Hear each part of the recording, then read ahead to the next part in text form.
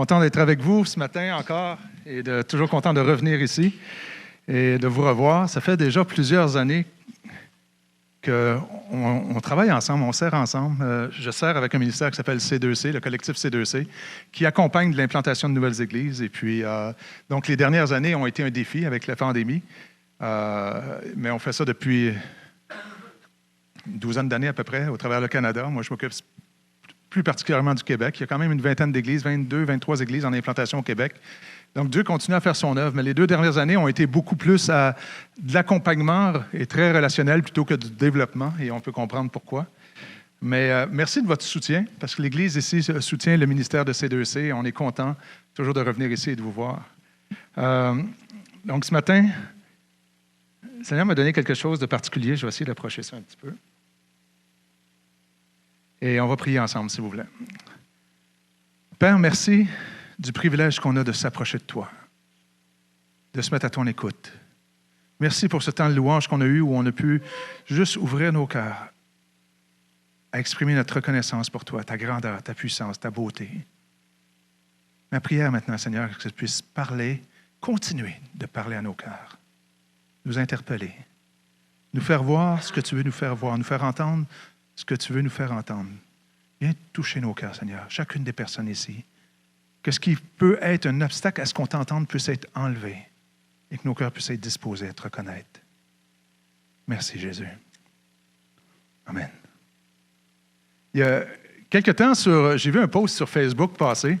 C'est intéressant. Le post soulevait la valeur d'une bouteille d'eau. Vous avez peut-être vu ça passer. Ça disait, au Costco, une petite bouteille d'eau est 25 cents. La même bouteille d'eau à l'épicerie, elle va être autour de 50 cents. Dans les dépanneurs, elle va être entre 2 et 3 piastres. La même bouteille d'eau au restaurant, elle va être entre 3 et 4 piastres. À l'aéroport, elle va se vendre entre 4 et 5 piastres, et peut-être plus que ça encore. La même bouteille d'eau, mais sa valeur change selon l'endroit. Puis le post sur Facebook disait, si un endroit ne te traite pas à ta juste valeur, change d'endroit. Où ta vraie valeur va être reconnue, où tu vas être valorisé, où tu vas te sentir bien. C'est intéressant comme pensée. C'est d'ailleurs la pensée populaire autour de nous autres. Hein? Que ta valeur est définie par l'environnement, par la situation. On en a parlé tout à l'heure, c'était partagé un peu dans un des partages. Ta valeur est déterminée par les autres, ce que les autres pensent, par la façon que tu t'habilles. Elle va déterminer ta valeur par ta beauté, par ce que tu possèdes ou par tout ce que tu fais, tu produis, tes performances, ce que tu accomplis. Mais si ta valeur est déterminée par ça, on risque toujours de se sentir menacé lorsque ma beauté change, lorsque mon environnement change, quand je ne peux plus performer. Aujourd'hui, j'aimerais ça vous suggérer un autre endroit pour définir notre valeur. Un endroit où ma valeur ne dépendra pas de toutes ces choses-là. Et je souhaite vraiment nous emmener à voir et saisir ce que Dieu dit de toi, de moi, de nous autres. Et j'aimerais vous emmener à réaliser à quel point vous avez une grande valeur pour Dieu et combien de voir et de saisir profondément la valeur, l'amour que Dieu a pour nous peut changer tout radicalement dans nos vies. Dieu, à travers toute la Bible, exprime des sentiments favorables par rapport à l'être humain. Il va dire à son peuple, en Ésaïe, il va dire « Tu as de la valeur à mes yeux. Je tiens beaucoup à toi et je t'aime. » Il l'exprime déjà. On est à 700 ans avant Jésus-Christ. Tu as une valeur pour moi. Et on peut le croire. Mais parfois, on l'oublie. Et parfois même, on en doute. Pour ça, c'est important de se le rappeler et de plonger nos pensées, nos cœurs dans qu'est-ce que Dieu dit vraiment. Tu as de la valeur pour moi et je t'aime. Dans Éphésiens, il va dire un autre texte comme celui-là ici. Il va dire que Christ habite dans votre cœur par la foi. Enracinez-vous solidement, enracinez solidement, fondé. Attendez, je vais le lire ici parce que je ne le vois pas tout là-bas. Enracinez et solidement fondé dans l'amour. Vous serez ainsi à même de comprendre avec tous ceux qui font partie du peuple de Dieu combien l'amour de Christ est large, long, élevé et profond. Oui, vous serez à même de reconnaître, de connaître cet amour qui surpasse tout ce qu'on peut en connaître. Et vous serez ainsi remplis de toute la plénitude de Dieu. Que Dieu habite dans vos cœurs par la foi, c'est quelque chose qu'on choisit de croire. On choisit d'adhérer.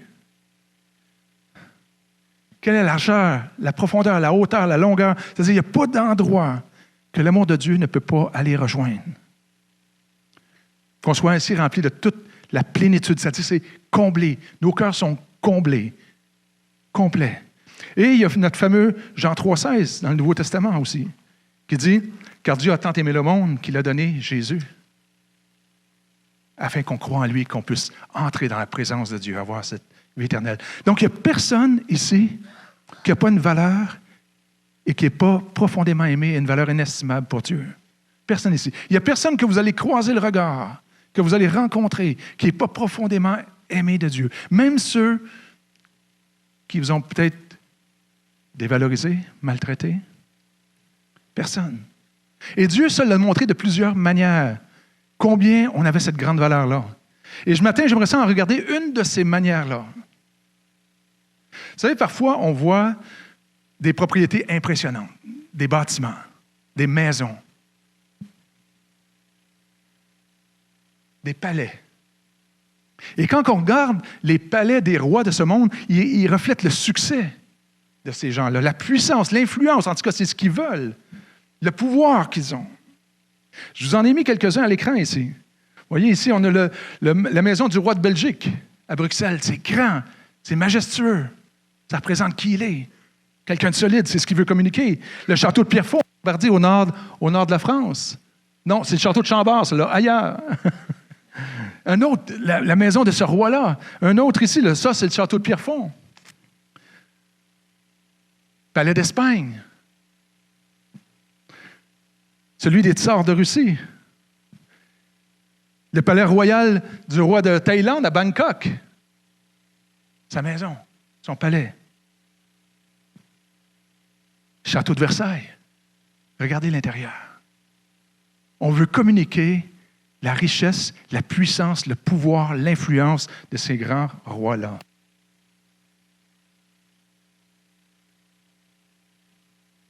Qu'est-ce qu'il y en est de Dieu? Qui, lui, est appelé le roi des rois. Celui qui est au-dessus de tous les autres. Dans quelle sorte de maison Dieu habiterait? Pour voir ça, parce que la Bible nous en parle, il faut remonter à des milliers d'années avant Jésus-Christ. Le peuple d'Israël avait Dieu comme roi. Et il voulait un endroit pour rencontrer Dieu, un lieu physique qui pourrait toucher, qui pourrait voir comme les autres peuples autour. Il voulait être comme les autres. On veut une place où tu vas habiter, où on va pouvoir voir, toucher, te rencontrer. Et Dieu a dit oui à leur demande. Puis il leur a décrit comment cette maison-là devait être construite. Souvenez-vous, le peuple, à ce moment-là, le peuple d'Israël, le peuple de Dieu, était nomade. Il se promenait de lieu en lieu. Donc, cette maison-là devait être démontable et remontable, déplaçable. On appelait cette maison-là la tente de la rencontre. Un lieu où l'être humain pouvait rencontrer Dieu. On retrouve la description de ça dans Exode 25 à 28. Et ça commence par Dieu qui appelle le monde à donner. On va recueillir auprès de tous ceux qui vont offrir de bon cœur toutes sortes de richesses. Et on les a ici. Voici en quoi consisteront les dons. De l'or, de l'argent, du bronze, la laine teinte en violette, du rouge ou cramoisi, lin fin, la laine de chèvre, des peaux de bélier teintes en rouge, du cuir solide, du bois d'acacia, de l'huile pour l'éclairage, de l'essence aromatique pour l'huile d'onction et le parfum à brûler, des pierres de coralline et d'autres pierres précieuses pour l'éphod et le pectoral du grand prêtre. Les Israélites me confectionneront une tente sacrée pour que je puisse habiter au milieu d'eux. Vous fabriquerez la tente et tous les objets sacrés conformément au plan et au modèle que je vais vous montrer. Donc Dieu dit, OK, je vais vous laisser me construire une maison, mais c'est moi qui vais vous dicter comment la faire. Il donne des directives précises. Et j'ai cherché des photos, mais ils n'avaient pas, ils n'ont pas pris. J'ai trouvé des images qui représentaient un peu la tente de la rencontre à ce moment-là. Et puis regardez la description qu'il donne dans ces textes-là d'Exode. Il va y avoir des artisans qui vont confectionner des bandes d'étoffes de toutes sortes de couleurs. Et ils vont être avec des chérubins brodés et fixés à 50 crochets d'or. On va construire des cadres pour soutenir les toiles et les contours. Et on recouvert d'or avec des anneaux d'or aussi, et des traverses, des socles pour tenir ça, 96 socles en argent. des chérubins brodés dans les rideaux. Tout est avec des agrafes d'or, des colonnes en bois d'acacia. Donc, les colonnes, comme on voit, les 5 colonnes, en bois d'acacia, qui est un bois noble. Mais on va les recouvrir d'or en plus, sur des socles d'argent. Il y avait les accessoires aussi.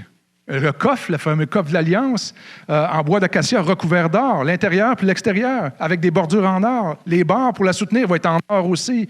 Des chérubins en or martelés, une table en bois d'acacia recouvert d'or, de la vaisselle nécessaire puis les accessoires d'or pur. Juste les accessoires, puis le porte-lampe, il devait prendre 30 kilos d'or pour construire ça. Juste quelques accessoires. 30 kilos d'or. Savez-vous le prix de l'or en ce moment au gramme? C'est énorme. Et là, juste pour quelques accessoires, on ne parle pas des colonnes et de tout ça, là. Puis il y a les habits que les prêtres devaient porter. Oups, oui, ça devrait être là. Les prêtres devaient porter un pectoral avec 12 pierres précieuses. Est-ce qu'on peut le mettre à l'écran? Il n'apparaît plus. Et il y avait 12 pierres précieuses et tout ça était entouré d'or aussi.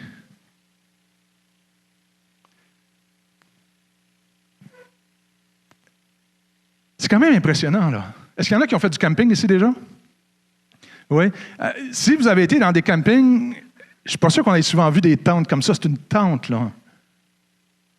Mais ça devait refléter l'aspect unique de Dieu. La grandeur puis la puissance de Dieu. Son côté exclusif, unique. Tout ça pour une tente quand même. Rendez-vous compte comment ça devait être majestueux? On a une autre place où on nous parle d'une maison de Dieu. Plus tard, David était roi, le roi David, et le peuple n'était plus nomade. Le peuple s'était installé à Jérusalem. Et il avait commencé à construire des maisons fixes en terre, en pierre, en cèdre, en bois. Et puis David, à un moment donné, il s'est dit, j'habite... Ah, il n'apparaît plus. Donc le projecteur est à l'eau. Mais il dit, j'habite dans une maison de cèdre et l'arche de Dieu habite au milieu d'une tente.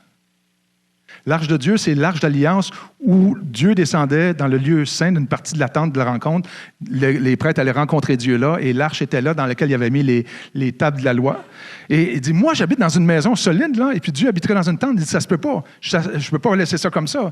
Et alors, ils ont commencé des plans, David, et ramassé des accessoires, des matériaux pour construire cette maison-là. Mais c'est son fils Salomon qui allait la construire plus tard. Et Salomon a pris 7 années pour la construire. Et encore là, on a la description dans un roi. C'est écrit, après avoir achevé de bâtir la maison, Salomon a revêtu tout l'intérieur, du plancher jusqu'au plafond, en cèdre, en planche de cèdre.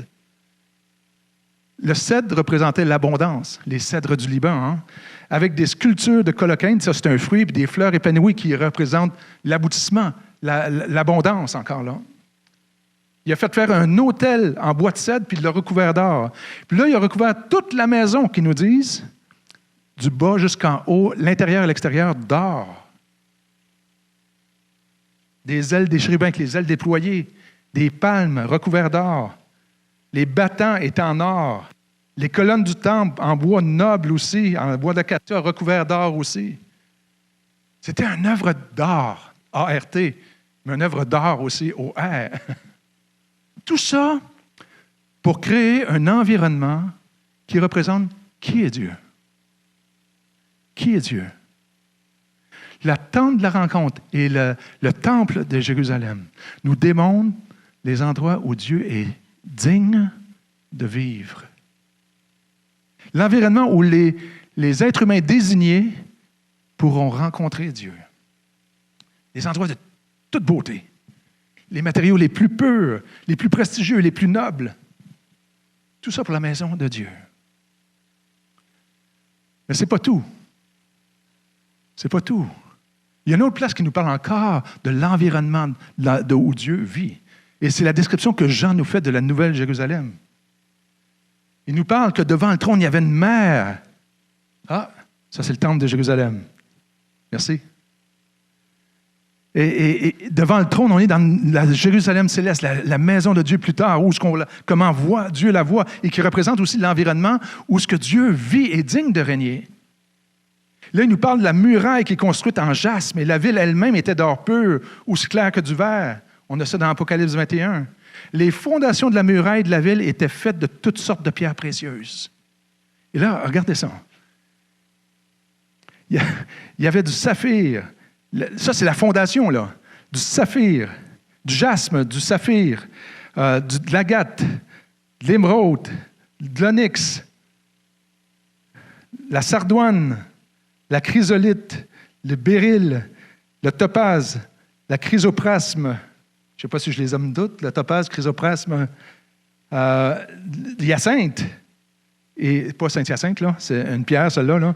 Et je n'ai pas eu souvent ces pierres-là dans mes poches, fait que les noms, là. Et l'améthyste.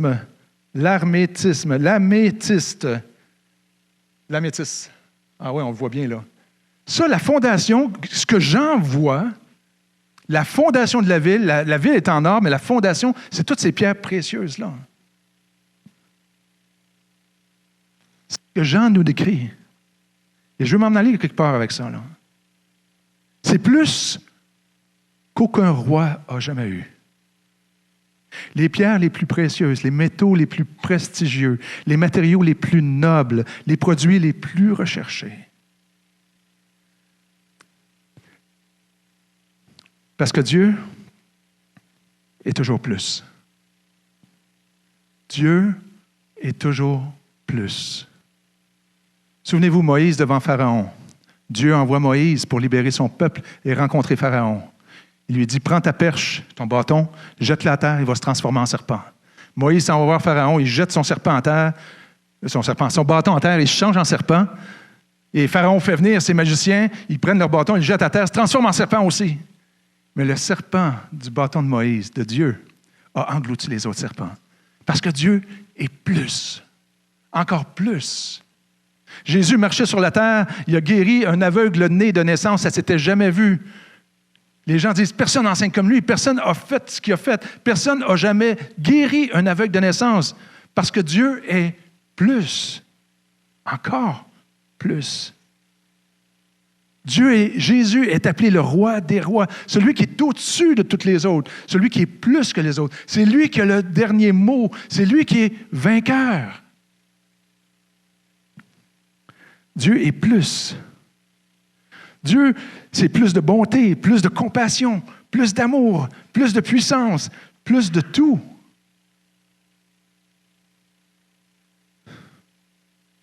Tout ce que tu cherches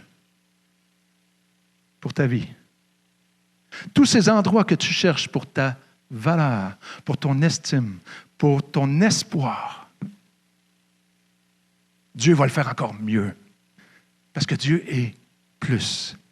Ta meilleure solution, c'est Dieu. Parce que Dieu est plus que tout ce que tu peux imaginer, est plus puissant que tout, est au-dessus de tout, est digne de tout. Il a le droit à tous les honneurs, les louanges. Dieu vit dans ces environnements-là, incroyables, parce que ça représente qui est Dieu. Il est au-dessus de tout. Les grandes maisons qu'on a vues, les grands palais qu'on a vus, le sien est encore plus grand, plus gros, plus fort, parce qu'il est au-dessus de tout. Et pourtant,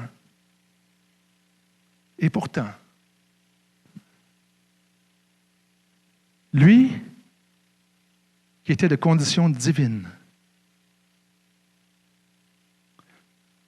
ne chercha pas à profiter de l'égalité avec Dieu, mais il s'est dépouillé lui-même. Il a pris la condition d'un serviteur en se rendant semblable aux hommes, se trouvant ainsi reconnu à son aspect comme un simple homme. Il s'abaissa lui-même en devenant obéissant jusqu'à subir la mort. Oui, la mort sur la croix. Ce Dieu tout-puissant, qui est au-dessus de tout, qui a tout pouvoir, qui a toute richesse, qui vit dans les endroits les plus merveilleux, a été prêt à tout quitter pour venir ici, pour vivre comme l'un de nous. Il était prêt à vivre avec les limites d'un être humain, avec nos limites, comme un serviteur. Il était prêt à aller jusqu'au bout, à la croix. Il a choisi de quitter tous ces endroits prestigieux pour venir ici pour toi, pour moi, pour te rencontrer. Toi. Il a passé par le même chemin que vous et moi. Pas pour naître dans une maternité aseptisée, mais pour naître dans une étable. Comme ça. C'est une photo prise au Moyen-Orient. Souvent, on a des belles crèches sous nos sapins de Noël, toutes belles, toutes jolies. Mais ça ressemblait probablement à l'endroit où Jésus est né. Jésus était prêt à renoncer à tout pour venir te rejoindre, te rencontrer. Qui ici serait prêt à se dépouiller de tout, à renoncer à tous nos conforts pour le bien de ceux qui ne veulent rien savoir de lui, qui le rejettent? Moi, je ne le ferai pas. Mais lui, il l'a fait. Parce qu'il savait que je n'étais pas capable de le faire. Ça, c'est Noël qu'on célèbre. C'est Dieu qui vient vers nous, pour nous. C'est Dieu qui se dépouille pour que toi et moi, on puisse être enrichis. Pour toi, moi, il est venu dans un endroit misérable. Puis pour toi et moi, il est allé jusqu'à la croix. Et ça, c'est Pâques. Pour qu'on puisse être restauré. Pour pas qu'on ait à payer, mais que lui a payé. Pour qu'on soit restauré, qu'on puisse goûter à cette vie avec lui. Pour que nos cœurs puissent finalement être comblés, remplis. Et c'est incroyable. Ce qu'il a fait à la croix nous montre jusqu'où Dieu est prêt à aller pour que tu puisses le rencontrer, que tu puisses vivre cette relation avec lui, cette relation pour laquelle tu existes, pour laquelle tu as été créé. Par sa résurrection, il nous montre qu'il a la puissance de faire ce qu'il dit. Il a la capacité de le faire. Tu as de la valeur à ce point-là pour lui. Voyez-vous jusqu'où Dieu est prêt à aller? J'ai voulu dresser une image de ces places-là que la Bible nous décrit dans l'environnement que Dieu vit. La tente de la rencontre. Le temple, des endroits prestigieux, nobles, riches. La nouvelle Jérusalem, la Jérusalem céleste, qui est incroyable. Puis il vient ici, comme un serviteur, pour te rencontrer. Il est prêt à aller jusque-là. Mais ça ne s'arrête pas là. Il est prêt à aller encore plus loin que ça. 1 Corinthiens nous dit, « Ne savez-vous pas que vous êtes le temple, la maison de Dieu, et que l'Esprit de Dieu habite en vous. » Non seulement Dieu a tout quitté, ce qui avait de plus prestigieux pour venir marcher et mourir parmi nous, mais maintenant, il nous dit qu'il veut venir habiter en toi. Lorsqu'on choisit de mettre notre confiance en Jésus, qu'on reconnaît que moi, je n'ai pas ce qu'il faut, que j'ai besoin, que je ne m'en sortirai pas, et que je mets ma confiance en Dieu et je comprends que Jésus est la solution, il vient en moi, par son esprit, il fait de moi sa maison. Sa maison est en toi maintenant. Tu es maintenant la maison de Dieu. La maison de Dieu n'est plus une tente, n'est plus un temple. C'est toi et moi. C'est ton cœur. Et là, pour moi, il y a un clash. Mon cœur.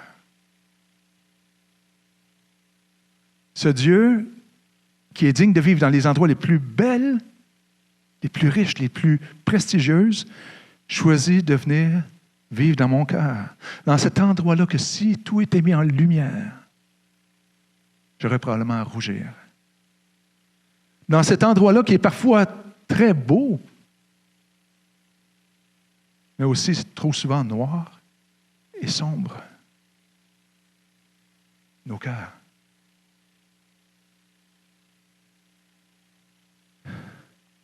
Dieu, Jésus qui mérite d'être dans ces endroits les plus belles, vient vivre et choisit de venir vivre dans mon cœur. C'est incohérent. Il y a un contraste qui ne marche pas. Et vous savez pourquoi il a fait ça? Par amour. Parce qu'il te voit. Il te voit. Il te connaît. Et ce qu'il voit en toi, c'est cette personne qu'il a voulu, qu'il a désiré, qu'il veut rencontrer. Il aime cette personne qu'il voit en toi, plus que tout, plus que toute richesse, plus que toute émeraude, pierre précieuse. En venant à toi, il te montre la valeur et l'importance que tu as pour lui. Une valeur inestimable. Peu importe ton passé, peu importe ton présent. Tout ça pour que tu puisses vivre et le rencontrer et goûter à sa présence. Mais il voit aussi la profondeur de ton cœur. Ce que personne ici peut voir. Il le voit. Tous ces endroits où tu te sens misérable,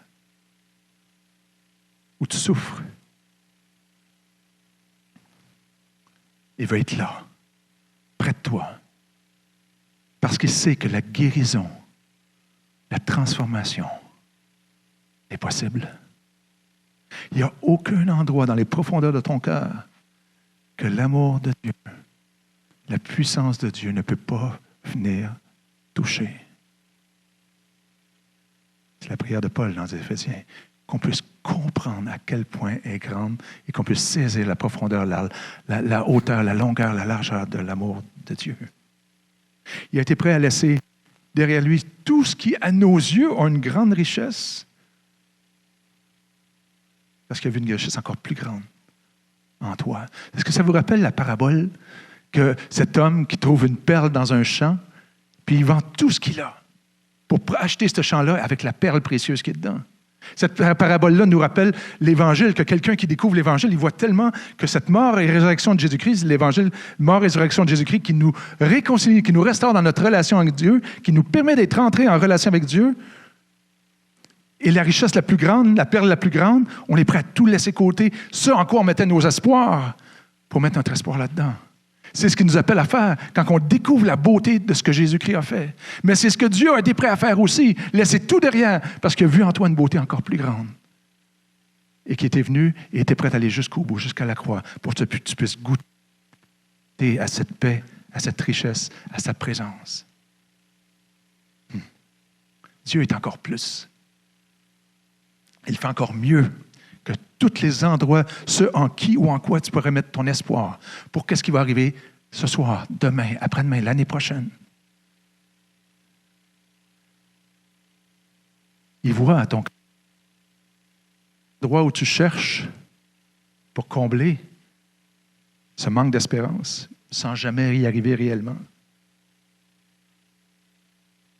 Il était prêt à aller jusqu'au bout et c'est ici qu'il veut venir vivre.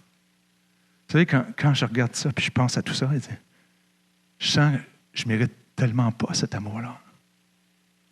Je ne mérite pas tout ce qu'il a fait pour moi, de tout quitter pour venir marcher ici, venir vivre dans mon cœur.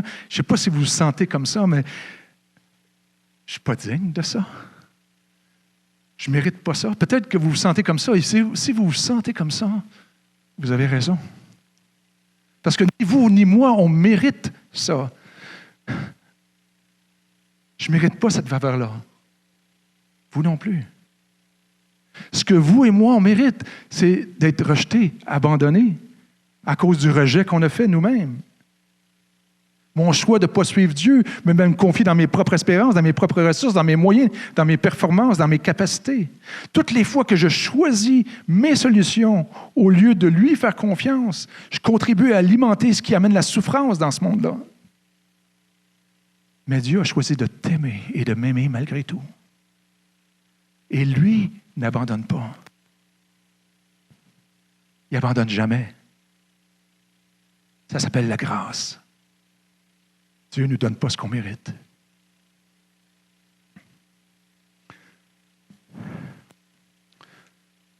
Dieu qui est prêt à tout, t'invite à le suivre. À considérer en quoi tu mets ton espoir en ce moment. Dans les situations de la vie. Je vais inviter Louis-René à s'approcher, alors que je conclue ici. Jésus, le roi des rois, était prêt à subir la condamnation, le rejet pour que toi et moi, on n'aille pas à le vivre. Ça reflète qui il est. Ça nous parle de sa grandeur, de son amour, de sa générosité. Dieu veut venir en toi, mais il veut toute la place. Et qu'est-ce qui prend? Arrêtez-vous un instant. Okay? Juste arrêtez-vous ici, là. Qu'est-ce qui prend la place de Dieu aujourd'hui dans ta vie? En quoi tu mets ton espoir? Quelle est cette chose dans laquelle tu mets ta confiance? Qui empêche Dieu d'agir pleinement? Quelle est cette chose que tu tiens, à laquelle tu t'agrippes, qui nourrit un espoir? Mais Dieu est encore plus que cette chose. Puis il t'invite à lâcher prise sur cette chose pour voir qui il est, comprendre la profondeur, la largeur, la longueur, la hauteur de son amour, de cette grâce. Si tu veux savoir s'il y a des choses dans ta vie que tu mets ton espoir ailleurs, regarde ta vie, tes comportements, tes inquiétudes. Ça peut t'aider à discerner, est-ce qu'il y a quelque chose où je ne mets pas mon espoir en Christ? Quand on met notre espoir en Christ, le fruit que ça produit, c'est le fruit de son esprit. L'amour, la paix, la joie, la bonté, la patience, la douceur, la fidélité. Et quand on ne met pas notre espoir en Christ, c'est d'autres choses qui montent. C'est la haine, la jalousie, la colère, les conflits, l'inquiétude, la honte, des choses semblables qui nous dit. Si c'est ça qui remonte, c'est que probablement tu mets ton espoir, tes attentes en quelque chose d'autre que Jésus-Christ. Parce que lui, ce qu'il produit, c'est la paix, la joie, la bonté, l'amour. Et ce matin, je t'invite à lâcher prise. C'est l'occasion de se rappeler. Parce qu'on oublie. C'est l'occasion de sonder nos cœurs. C'est l'occasion de réaffirmer à Dieu, Seigneur, viens dans ma vie. Parce que Dieu est plus encore que tous ces endroits où tu peux mettre ton espoir, ton espérance. On va prier ensemble. Seigneur, tu connais chacune des personnes ici. Tu sais avec nos défis, nos tensions, nos difficultés. Tu vois